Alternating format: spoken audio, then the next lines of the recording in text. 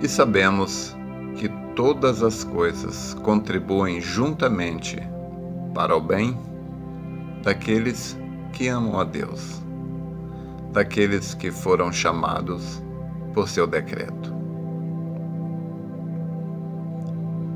Eu faço uso de Romanos 8, 28 para nossa meditação nesta manhã.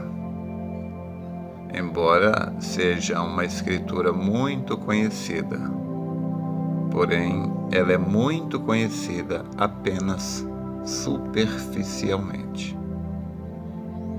Esta escritura, como todas as outras, infelizmente, são raras as pessoas que creem nela com a alma.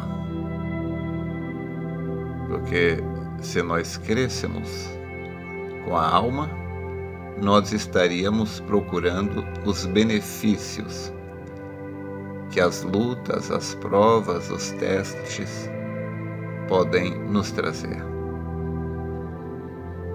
As pessoas que realmente creem em Romanos 8, 28, quando ela enfrenta uma luta, quando ela enfrenta um obstáculo, ela automaticamente pergunta para si mesma: o que eu posso aprender com isto? O que esta luta, esta prova está tentando me ensinar? A pessoa se pergunta: o que a vida está querendo me mostrar? Estas são perguntas de quem crê em Romanos 8, 28. Se você crê em Romanos 8, 28, quando você estiver enfrentando uma luta, automaticamente o seu espírito faz essa pergunta: de que maneira isto vai contribuir para o meu bem? Quando alguém fala mal de você, a pessoa que não tem a revelação de Romanos 8, 28, ela já quer retrucar, amaldiçoar quem falou mal dela, isso, aquilo. Mas quando alguém fala mal de você, você deve, em primeiro lugar, perguntar: escuta, será se de fato eu não tenho que melhorar neste ou naquele ponto? É claro que a pessoa, o difamador, ele sempre vai estar falando mal de alguém, mesmo que a pessoa seja perfeita, como Jesus foi perfeito aqui na terra. Ainda assim falaram mal dele. Disseram que ele era Beelzebul, filho bastardo e tudo mais. O difamador, na verdade, ele não mostra o mau caráter da pessoa de quem ele fala. O difamador, ele mostra o mau caráter dele mesmo.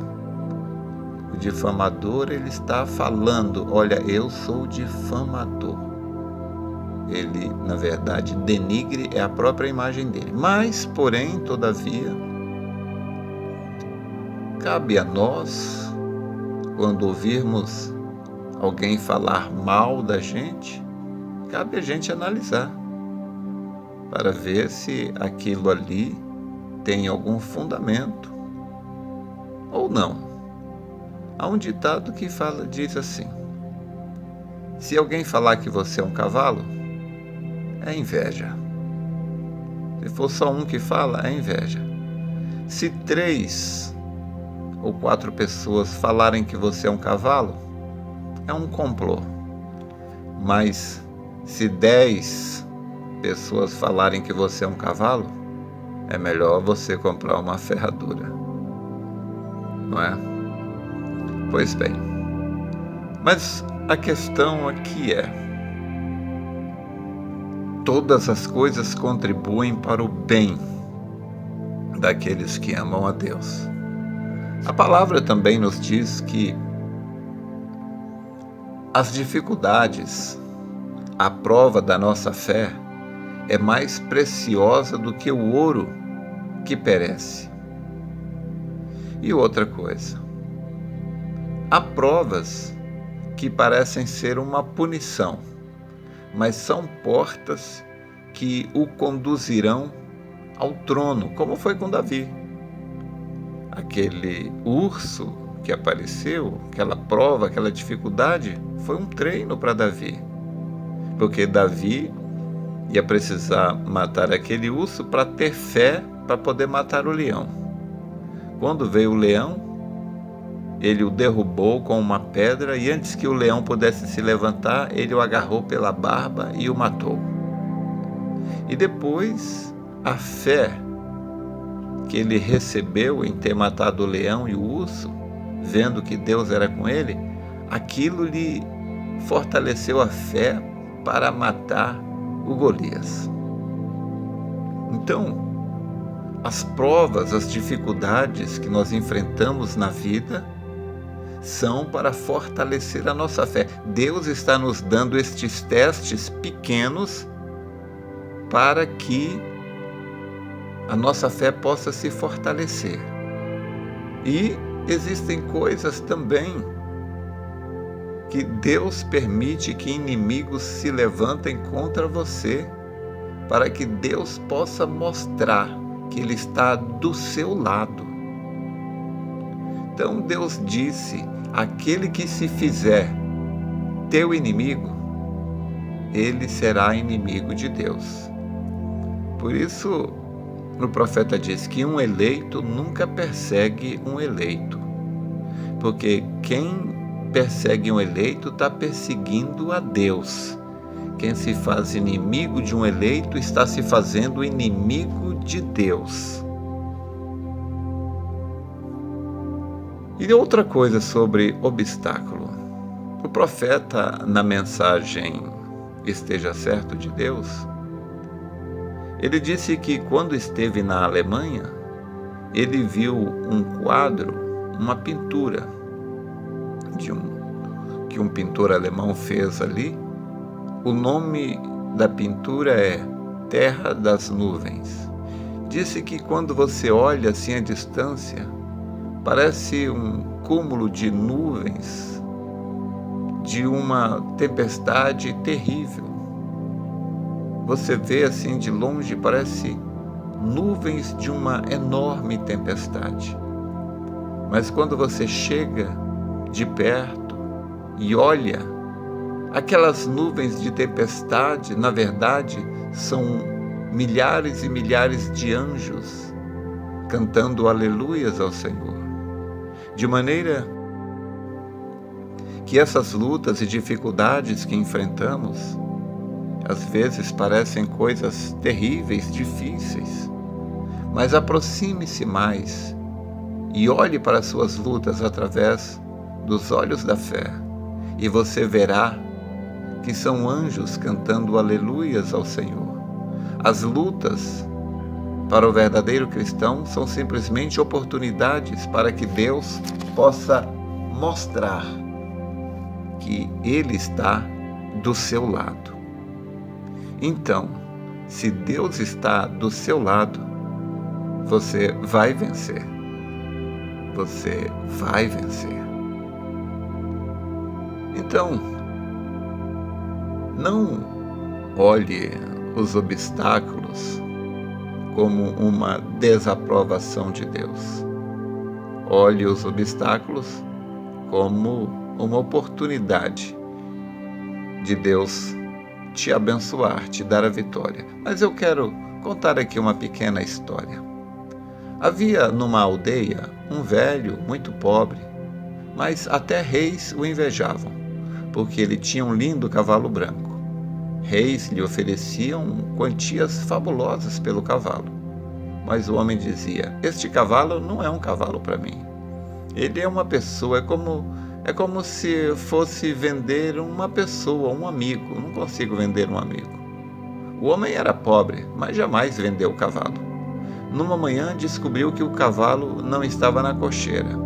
A aldeia inteira se reuniu e algumas pessoas lhe diziam: seu velho estúpido, tolo, Sabíamos que um dia o cavalo seria roubado. Não teria sido melhor ter vendido o cavalo? E o velho disse: não cheguem a tanto, simplesmente digam que o cavalo não está na cocheira. Esse é o fato. O resto, se dizer que ele foi roubado, isso aí é apenas uma imaginação sua. Se se trata de uma desgraça ou uma bênção, eu não sei, porque este é apenas o fato. O cavalo não está aí. Quem pode saber o que vai seguir? As pessoas riram do velho. Elas sempre souberam que ele era um pouco louco.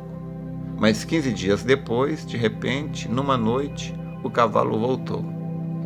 E ele não havia sido roubado. Ele havia fugido para a floresta. E não apenas isto. Ele trouxe consigo uma dúzia de cavalos selvagens com ele. Novamente as pessoas se reuniram e lhe disseram: velho, você estava certo. Não se tratavam de uma desgraça. Na verdade, provou ser uma bênção. O velho disse: novamente vocês estão se adiantando. Apenas digam que o cavalo está de volta. Quem sabe se é uma bênção ou não. Este é apenas um fragmento. Você lê uma única palavra de uma sentença e como pode julgar todo o livro? Dessa vez as pessoas não podiam dizer muito, mas interiormente sabiam que ele estava errado. 12 lindos cavalos tinham vindo e o velho tinha um único filho, que começou a treinar os cavalos selvagens. Apenas uma semana mais tarde, o rapaz caiu do cavalo e fraturou a coluna. E ali ele ficou preso por um longo tempo em uma cadeira de rodas. Novamente as pessoas se reuniram e mais outra vez o julgaram e disseram: você tinha razão novamente, foi uma desgraça, hein? Seu único filho perdeu o uso das pernas e na velhice ele era o seu único amparo. Agora você está mais pobre do que nunca. O velho disse: vocês estão obcecados por julgamento. Vocês são muito pessimistas. Não se adiantem tanto. Digam apenas que meu filho fraturou as pernas. Ninguém sabe se isso é uma desgraça ou uma bênção. A vida vem em fragmentos, mas isso nunca é dado. Aconteceu que, depois de algumas semanas, o país entrou em guerra e todos os jovens da aldeia foram forçados a se alistar. Somente o filho do velho foi deixado para trás, porque estava numa cadeira de rodas. A cidade inteira estava chorando, lamentando-se, porque aquela era uma luta perdida e sabiam que a maior parte dos jovens jamais voltariam da guerra. Elas vieram até o velho e disseram: você tinha razão, velho. Aquilo se revelou uma bênção. Seu filho pode estar numa cadeira de roda, mas ainda assim está com você. E nossos filhos foram-se para sempre.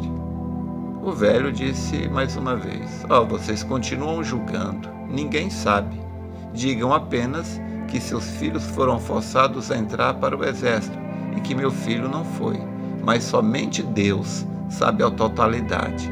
Sabe se isso é uma bênção ou não. E continuou: não julguem, porque dessa maneira se tornarão unidos com a totalidade. Vocês ficarão obcecados com fragmentos, pularão para conclusões e a partir de coisas pequenas. Quando alguém julga, deixa de crescer. Julgamento significa um estado mental estagnado, e a mente sempre deseja julgar, porque está em processo é sempre arriscado e desconfortável. Na verdade, a jornada nunca chega ao fim. Um caminho termina, outro começa. Uma porta se fecha, outra se abre. Atinge-se um pico, sempre existe um pico mais alto. Somente os que são muito corajosos, não se importando com a meta e se contentando com a jornada, satisfeitos simplesmente de viver o momento e de nele crescer. Somente estes são capazes de caminhar com a totalidade. Bom, essa história, ela aponta um pouco para o fato de que nós não devemos julgar as coisas precipitadamente. O que parece ser uma desgraça pode, na verdade, ser uma grande bênção. Então, Golias foi uma bênção na vida de Davi. A baleia que engoliu Jonas pareceu uma desgraça, mas foi a maneira dele convencer a Nínive, porque quando o povo viu Jonas saindo da baleia, eles criam que a baleia era um deus. E quando ele saiu da boca da baleia, eles creram que Jonas era filho do deus do mar, e eles pararam para ouvir. Sansão foi preciso perder os olhos para que todo aquele povo estivesse ali no templo de Dagon e ele derrubasse aquele templo ali e matasse todo aquele povo. Na verdade, Jesus Cristo ser morto numa cruz pareceu uma tragédia. Um homem inocente morrer daquela maneira, mas aquilo comprou a nossa salvação.